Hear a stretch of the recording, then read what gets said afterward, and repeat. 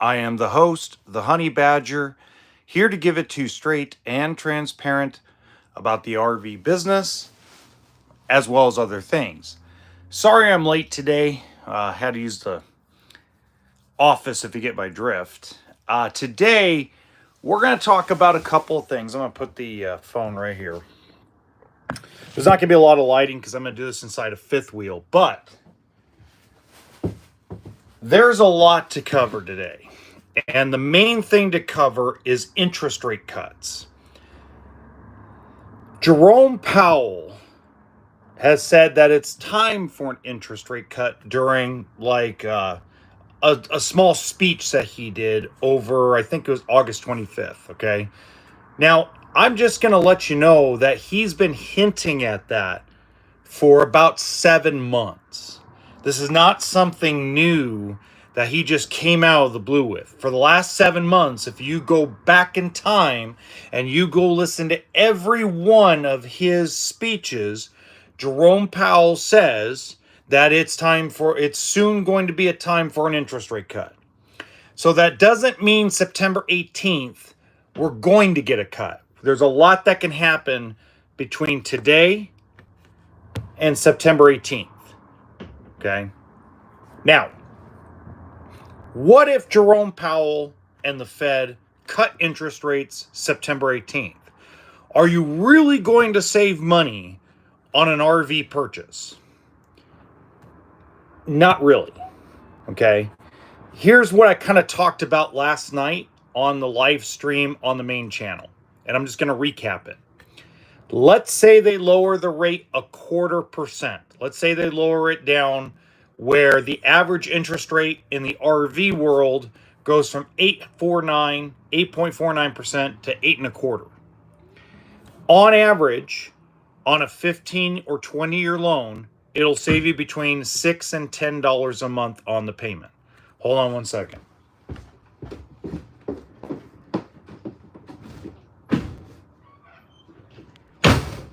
Okay, that's better. Sorry about that. Okay. So it'll affect your payment by about $8 to $10 or $6 to $10, depending on the dollar amount financed. That's going to be the average. That's what you're going to save. So when you're talking about, let's say, a $350 payment right now, you're really getting down to a $340 payment. So enough to buy a McDonald's Happy Meal per month. Enough to buy, a 12-pack of cheap beer? It's not going to affect anything. So if you're waiting around to buy an RV because you're waiting to see what they're going to do on September 18th, you're going to continue to wait because they're not going to do anything. Yo, Dog Plays. Kevin, thank you so much. Really appreciate you. Thank you so much. Really appreciate the support. It's one of those things where if we're going to continue down the path of waiting to see what happens, then you're going to continue to wait to see what happens. Okay? Now, hey, it's very true, man. We don't know what's going to happen tomorrow. Tomorrow, I may not be on the right side of the earth. That I could wake up on the wrong side of the earth tomorrow. Meaning instead of being right side up, I could be 6 feet under. We don't know when our time is up. We don't know.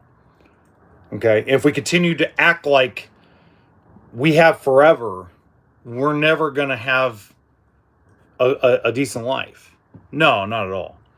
I want to live as long as I can. I'm 40 years old. Love to live another 50, 60 years, but there's no guarantee. Thanks, Jay. Yeah. What the reality is interest rates, for them to affect a payment dramatically, there's got to be 3 things that occur. Number one, the rate has to go down at least 3%. To affect a payment really dramatically, it needs to go 3%. And then the dealerships, in general, have to not make money.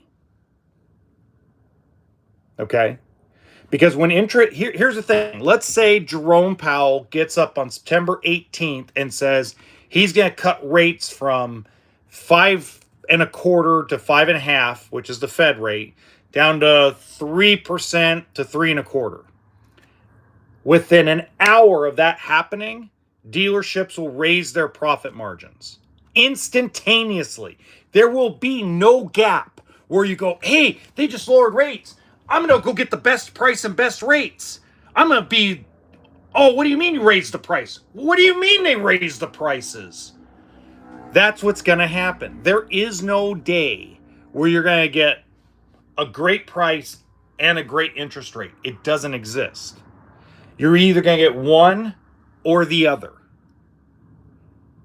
It's the same thing about housing right now. Housing, what do you think is going to happen to housing when they lower rates down into the 3% range? Housing prices are going to skyrocket. So they're still going to become unaffordable. Because now that interest rates are down, prices are going to go up. So that's really what we're at. That's why a lot of real estate people, that's why a lot of boat salespeople, car salespeople, RV salespeople, this is why they can't wait for an interest rate cut. Because when interest rates go down, their profits are going to go up. Their commissions are going to go up. Everybody's been suffering for 2 years. Actually, a little more than 2 years. Since April of 2022, people's paychecks have gotten a lot smaller. So they can't wait. I can't wait. Interest rate cuts mean that I'm going to make more money and get more business. That's a reality. An interest rate cut is in my favor as someone that works for a dealership.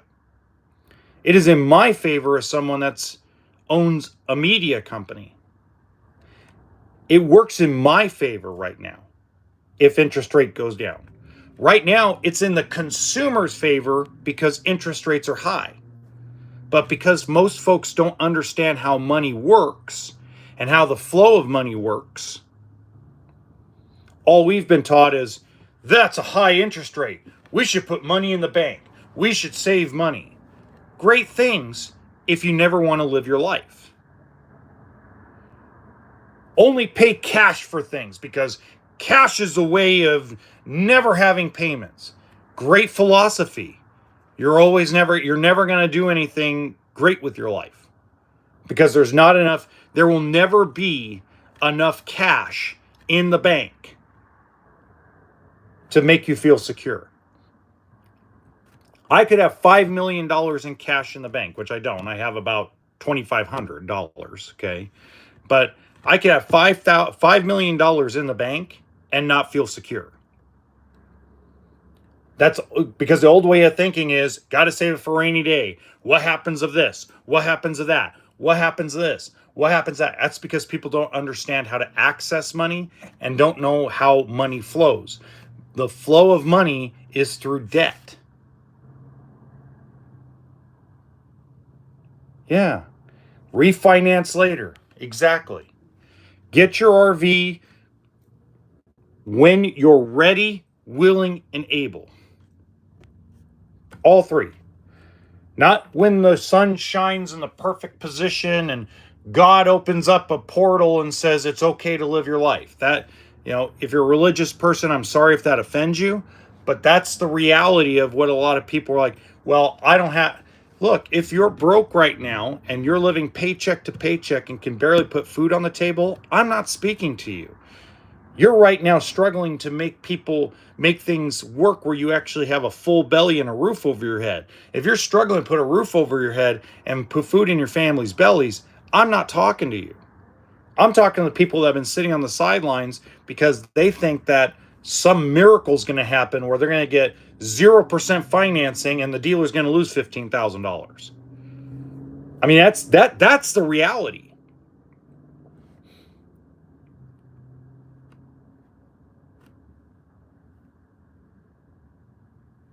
You know, if you really think that, see, this is the problem with YouTube. This is the problem with TikTok. There's so much bad information out there. It's spread by politicians. It's spread by real estate agents that are struggling to make a buck. It's spread by corporations. It's spread by influencers trying to make a name for themselves. There's so much bad information out there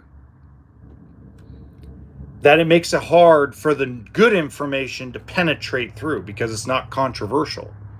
What I'm saying is not controversial. So YouTube's not going to make this go viral, right? Now, if I sat up here and said, things like just dumb things like, if Kamala Harris gets voted president of the United States, the RV industry is going to crash. It's going to crash so hard you can buy RVs for pennies on the dollar. That's a lie. That's a flat out lie. If Kamala Harris gets voted president of the United States, it will do nothing to the RV industry. It'll stay stagnant the way it is. There's going to be no movement. It'll be the same thing it's been for the last 2.5 years. Nothing will change. We're not going to have this massive crash in the RV industry where there's going to be absolutely, buying a motorhome that was $200,000 for $5,000. I mean, that's the kind of stuff some folks are waiting for. Just like they're waiting for it in the housing market. Like, we're going to have another 08, 09.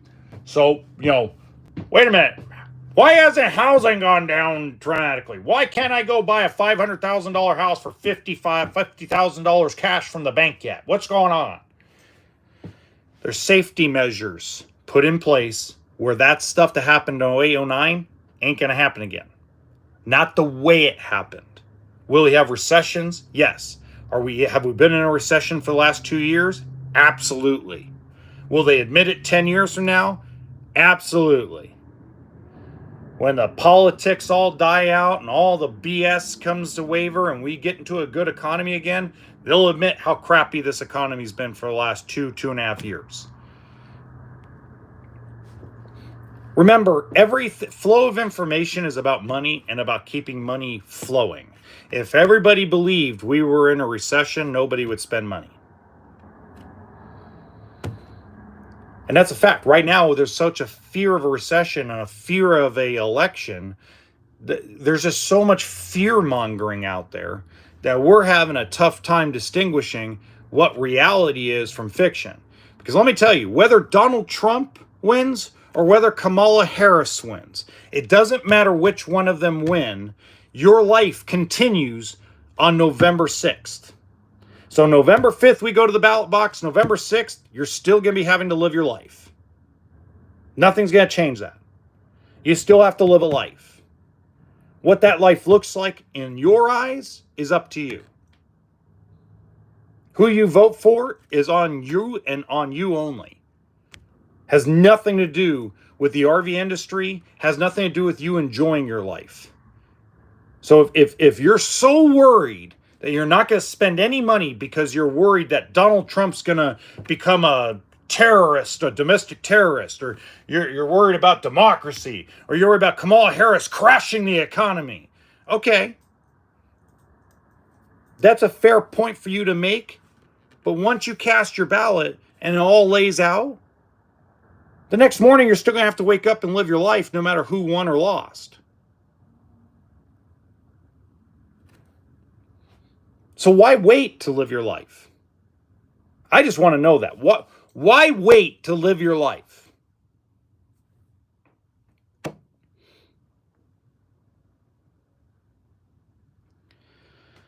I think 2025 will be worse than 2024 retail-wise. Okay? I think next year, and I think what's going to happen is, this is what I truly believe.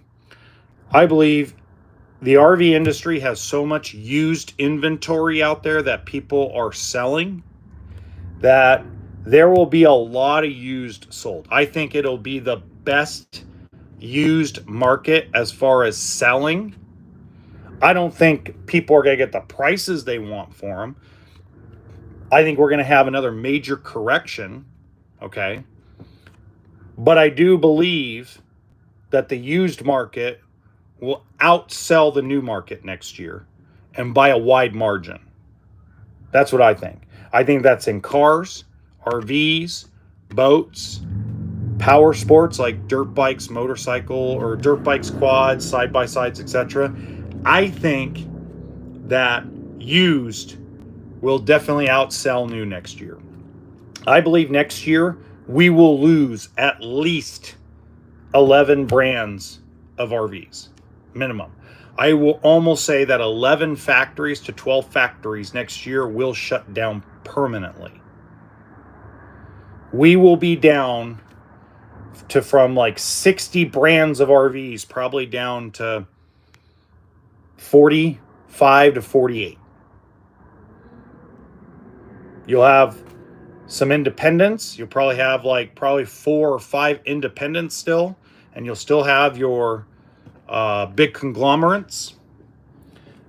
I believe that's going to open a door, and that door hold on just a second. I'm going to put a user in timeout for making a comment. It's unnecessary. I can't stand nasty comments or just comments that make no sense. I believe that it'll open the door for mom and pop to make a comeback in the industry, because when mom and pop starts seeing that they can go to the auction and make good street buys and make good decisions and good connections with banks to take on used repossessions, used auction pieces, things of that nature. When we see that happen, I think we're going to start seeing some more mom and pop stores reopen. They're not going to carry the new brands yet. They're going to carry used. I think that the big corporations learned their lesson. I think the Camping Worlds and the Lazy Days of the world, if Lazy Days survives, will learn their lesson and not buy up all this used that they did in 21, 22, and early 23, because they've noticed the cash flow and them having to lose money to get rid of the stuff because they pay cash for a lot of their used inventory. So that's going to leave room for mom and pop to swoop in, reopen a dealership after they've sold to a big conglomerate. We're going to see a lot of positive trends for the RV community and the RV industry next year, but I truly believe that the new retail market will absolutely suck. And part of that is not because the economy isn't going to get better. The economy will get better one way or another. Doesn't matter who president of the United States is. Doesn't matter. The president of the United States of America is not going to affect the economy next year. Next year, the economy will naturally make a comeback. And that's because once inflation is on the right path down, unemployment has risen up, job numbers were faked, all that crap. Now the Fed has to make an emergency decision based on information that was wrong. Okay, so our economy in 2025 will be better.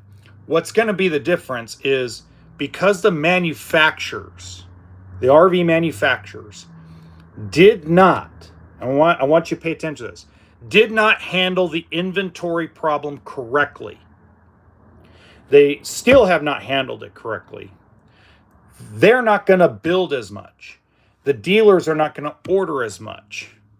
So there's not going to be as much new inventory available. There will be more used inventory available than new. And proof in the pudding of that, and I'm going to talk about this in that long video I talked about that I'm going to do on the podcast here pretty soon. I'm got to finish it up because the Oregon open house just barely got done, okay? The Oregon open house just proved that dealers are not ordering. It was an absolute shit show. And I apologize if there's children in the room, but that is basically what it was. It was donkey balls. That's how bad it was. I talked to a lot of the dealers that went, and they just shrugged their shoulders going, yeah, they look great, but they don't want to do anything about the inventory that I have. One comment from one dealer that will remain anonymous because I don't want to break his trust. I don't want to break her trust. Okay. He told me that when they went up to Oregon and they asked for the information of what they're going to do for the inventory and stock, they had to order an insane amount of 2025s to basically get additional 3% on the 2024s, an additional 5% on the 2025s. That's what it boiled down to. When she and I sat down and crunched the numbers, we kind of like looked at like, that doesn't even cover the prep. That doesn't cover paying the technician, the batteries, the propane. Basically, they're offering to cover half of what we call the PDI. That's it. And they raised their prices. Not dramatically, but they raised their prices. So you went and you won't help me with the inventory you stuffed me with, but now you want me to order inventory that you raised the price on. Yeah, they look great. There's some that look absolutely amazing. But what about the stuff I have in stock? So what that dealer and I discussed was a game plan of order a couple of 2025s in Indiana when they go to Indiana this next month. Order a couple here, a couple there, because you got to have the 2025s on the lot to sell the 24s and the 23s. And keep the 2025s at sticker price. You're going to see this type of game plan across the U.S. You'll see this game plan similar at the Camping Worlds of the industry, at the mom and pops of the industry, at what I call the mid-majors of the industry. They're going to look at their inventory and go, okay, I got a 2025 26 BHS travel trailer. Stickers $42,000. We're going to take it down to $36,900. We're going to take the 2024s and lower them to $29,900. And we're not negotiating on the 25. You want to buy the 25, you're going to pay full retail of what we're asking for it. But if you want a deal, come over here to this 24. You're going to see a lot of that happening all through next year. Now, the CEOs of these companies can solve this today. Pete Legal, Bob Martin, etc. All the CEOs can solve this today by 10 or 12 CEOs getting on the phone and saying, hey, you know what? We should have done this a while back ago. Pete Legal could say, hey, I'm going to go to Warren Buffett and go get a couple $100 million. So that way we can write down inventory and we're going to shut down the plant and give our guys 90 days pay. We'll get you guys back. Don't worry. But you guys are off for the night. You guys are off through Christmas. Enjoy your holiday. Enjoy your unemployment check. Here you go. We're going to give you up an unemployment check. Bob Martin of Thor. Hey, investors. Sorry to say this to you guys, but, Winnebago CEO. I'm sorry to say this to you guys, but we need to shut down the plants as an RV industry for the next 90 to 120 days because we fucked up. That old brat, from The Hangover. We didn't handle inventory right. We didn't have any inventory control measures in place. So we're going to put them in place. It's going to cost us a bunch of money, but we're going to dominate the market from 2026 and beyond. That's right there. If that happens, then dealers, I'm going to tell you what will happen. Dealers will respond. If they know that they don't have to order a 2025 to get money, and you don't give them the money until after the unit sells, obviously, okay? But if you did that, dealers are going to be like, wait a minute, I'm getting $5,000 and you're giving $2,000 rebate to the customer? Or you're giving a $5,000 rebate to the customer and a $2,000 rebate to me on a $25,000 unit? I'm in. Let's do it. And customers, the community would respond like, wait a minute, I'm $20,000 upside down in my trade and they're giving me $10,000 factory cash to assist me in my trade-in? Who's not going to do that?